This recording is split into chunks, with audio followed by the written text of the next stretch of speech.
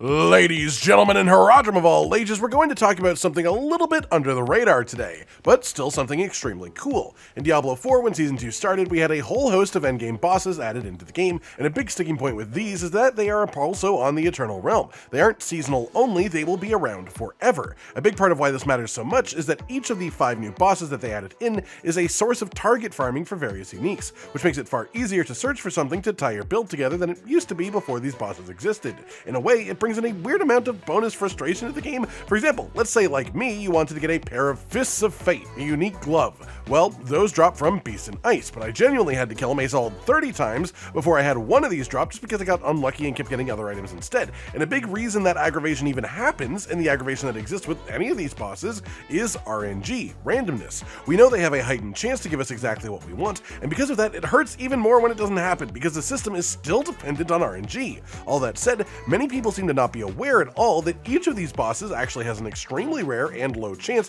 to drop items that literally do not come from any other place in the entire game. Specifically, these are aesthetic items, cosmetics, not something like a hidden uber unique that breaks the game, but just nice genuine rewards for spending enough time killing each boss to happen to get each one of these to drop, because as it turns out, these are exceptionally rare. As an example, Duriel, the big boy boss that everyone is farming the absolute hell out of to get uber uniques, his particular rare drop is a full-on mount, a very cool one, but think about it this way. I bet a large number of the people watching here have been going out of their way to farm Duriel, and a lot of you probably even have an uber unique at this point. Some people have multiple uber uniques, some even quite a few, if you farmed them enough. Theoretically, uber uniques have around a 2% drop rate from Duriel, which means that you will see one drop, 1 in 50 kills on an average. But what about this mount?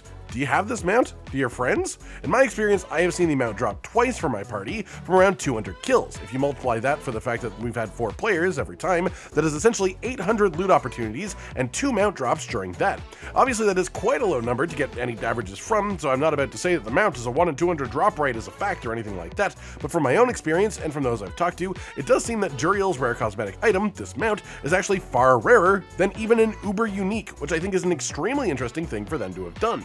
It's worth noting as we dive in, this isn't the first time that they've stuck a cosmetic drop into a rare drop pool, as 2 of the world bosses in the game do also have unique rare drop cosmetics. Ashava has his own horse armor with a particularly rare drop chance, as does Avarice, which is just covered in gold. Though strangely it seems that Wandering Death doesn't get his own. Aside from that though, the point of this is that it's just not necessarily a new concept for the game, such as a major expansion of that concept and one with a lot of potential direction to it. Before we dive further into this as a discussion then, let's just talk about what each boss actually has. First then, let's start off with the one that you tend to get to the earliest, which is the Echo of Varshan. This one is one of the level 75 bosses in World Tier 4, meaning that he is meant to be fought earlier on, and his exceptionally rare item is called the Flesh Weld Rod Trophy. This is a mount trophy, and from what I can gather, this seems to have a relatively common drop rate. Most players report getting this in around 20 kills on average, so it isn't incredibly uncommon. However, personally, I've killed him a good 50 times at absolute minimum and haven't gotten this for myself. Visually, it's quite neat, but just a mount trophy, so not the biggest deal. Then second up, we have Greguar, the endgame boss you can summon with living steel, which you collect from doing Helltide. Greguire's rare cosmetic item is much more interesting than a simple mount trophy, because it's a full set of mount armor called the Demon Binder armor that you can just put on any horse in the game that you want to. It is also a pretty cool horse armor set too. It seems to have a higher rarity than Varshan's drop, but not by a crazy amount, so there's less info for this, but most players I've seen say that they've got this around after 30 to 40 kills of Greguar himself. After that, we have Lord Zir, the boss that actually matches our current season thematically, because, well, he's literally the boss from this season. He is definitely done less often, as in killed less often than the previous 2, which makes actual numbers a bit harder to be accurate with, but he drops a very neat cosmetic item, being the only one on this list that can go on your actual character, a helmet called the Diadem of the Ancient. This is just a neat, relatively plain looking circlet with a gem in the center, essentially the crown that Lord Zir himself wears. But now you get to have it for yourself, and of course, you can use your dies to mess with it as you please once it's equipped in your helm. I haven't seen this one myself drop, but Josh does have it. He had a drop, and he had a drop not too ridiculously into actually farming Zir. He didn't take like 50 kills or anything like that. This one is a bit harder to judge as a general thing though, because, well, people are simply killing Zir less than most of the new bosses. There are just less numbers to actually work with and compare. But if I had to try to pin the tail on the donkey here, I'd say this one is about equal rarity to the horse armor from Greguar. Fourth then, we have the Beast in Ice, and this one, awkwardly, I think has been fought the least of all 5, just because the summoning requirement is pretty hefty, especially as it also takes sigil powder, which people normally have other uses for, and unlike the other bosses, you have to basically fight through an entire dungeon just to reach him, which makes farming him quite a bit slower and less efficient than any of the other ones. That said, he does have his own rare cosmetics as well, and he actually has 2 of them, not even just 1, which is again quite interesting given the fact that he has fought so infrequently compared to the others that it would actually be a lot harder to get 2 things from him, even more than just 1.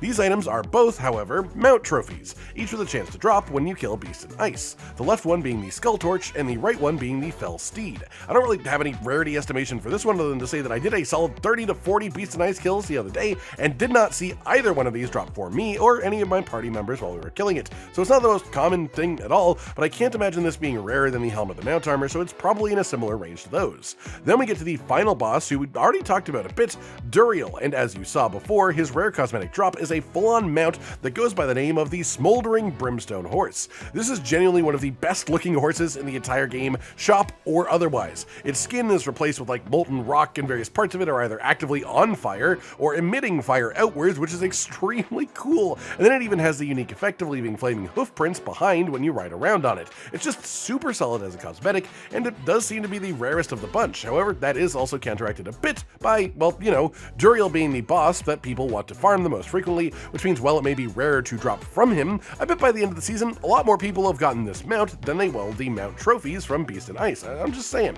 With that covered then, I sort of just wanted to talk about the concept of this. Players were told about it vaguely ages ago when the bosses were being added, but most of us cared far more about the actual unique target farming part of it and the uber uniques from Duriel himself, so it slipped by as something actually worth discussing or even thinking about. And now I think it is a good time to change that for a couple of reasons. First, there will be more bosses added to this system as the game continues to exist. The devs themselves have said that any time that they add a new boss to the game, unless there are specific reasons otherwise, they want to turn them into another boss for this system, another endgame boss, so that they can keep continually adding to the endgame and not actually lose a boss they spent time creating, one that you can gather materials from the open world to summon, and then it will again have its own list of target farm uniques. Then the part relevant to this video, presumably any boss that they add with the system as well will also have a unique cosmetic drop or 2 that can only show up as a rare drop when killing them specifically. So while this is sort of cool right now, just imagine it a few seasons down the line potentially when we have a number more of these special cosmetic items as reward for killing more of these bosses, because, well, the big thing is, for me personally at least,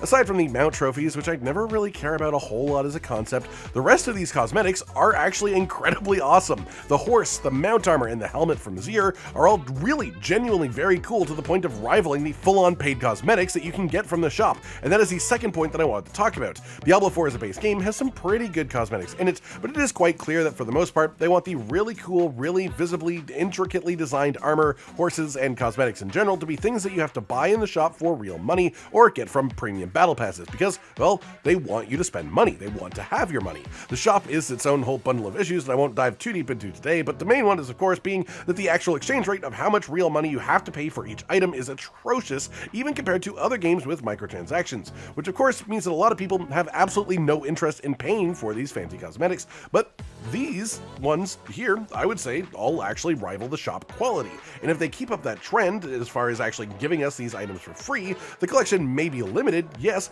but that means that every time a new boss gets added, it will likely have some sort of rare cosmetic drop, and if each of these continues to rival shop cosmetics in quality, then we do at least have continuing drops of good-looking cosmetics into the game without a price, at the very least. Yeah, of course, it is nothing compared to the amount of cosmetics that are cycling through the shop, but something is better than nothing, right? Especially when something like the fiery horse is one of the best-looking horses they have ever made in this game, and they don't charge us money for it in the slightest. So I am hopeful to see how this system continues. That's just about it then, everyone. This was mostly just to actually bring these up in the first place, because I always see people so surprised when even one of them drops for them, like, whoa, these are a thing? I had no idea. So I wanted to sit down and show you what all of these are, in case any of them actually look cool enough to you to inspire you to farm the related boss until you have them, but also to talk about the idea of this system as a whole, the way that I think it is a genuinely welcome addition to the concept of endgame bosses, and the way that it will theoretically continue to affect the game as more things are added in the future. What do you think then? Does this stuff interest you at all, or is it more just, hey, that's there, I guess? Because I know that some people do care a lot more about cosmetics and collection than other players,